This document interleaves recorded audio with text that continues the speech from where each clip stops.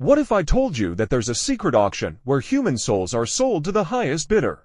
In one of the abandoned neighborhoods, where darkness devours the alleys and eerie silence dominates the atmosphere, there was a place known only to a few.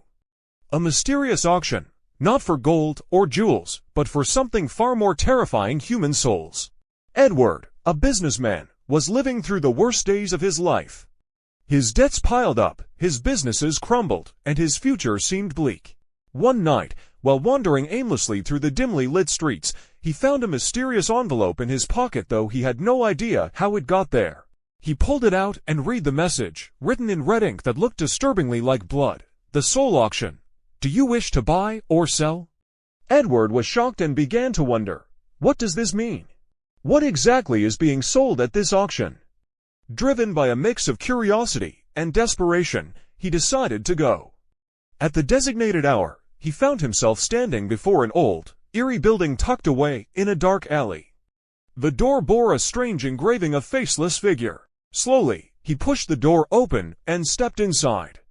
The interior was dimly lit, exuding the atmosphere of a sinister theater. Dozens of people sat in rows inside an opulent hall, illuminated only by candlelight.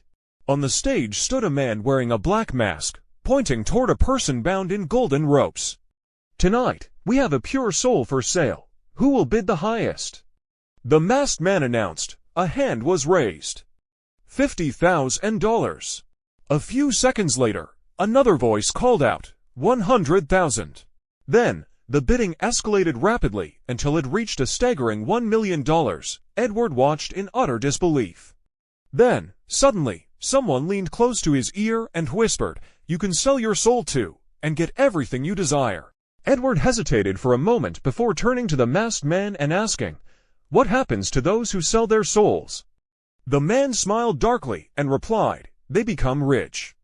But the price is something they realize only when it's too late." With those chilling words, the lights went out. When they flickered back on, Edward was alone. He looked around frantically and then turned to a nearby mirror, but his reflection was gone. At that moment, he realized he had sold something that could never be reclaimed. Moral of the story: